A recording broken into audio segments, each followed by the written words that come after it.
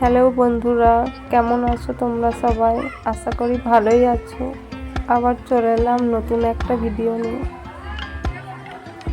আজকে আমি গেছিলাম শীতলা মায়ের পুজো দিতে শ্যামপুরে। সেই ভিডিওটাই তোমাদের শেয়ার করছি।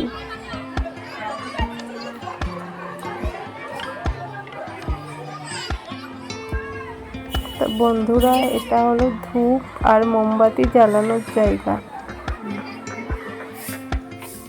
পুজোর শেষে প্রণাম সেরে মেলার দিকে ঘুরতে গিয়েছিলাম।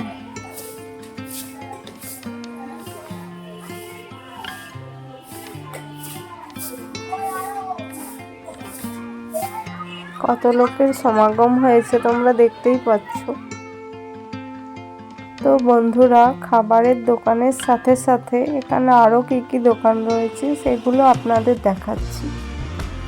আপনারা ভিডিওটা দেখতে থাকুন।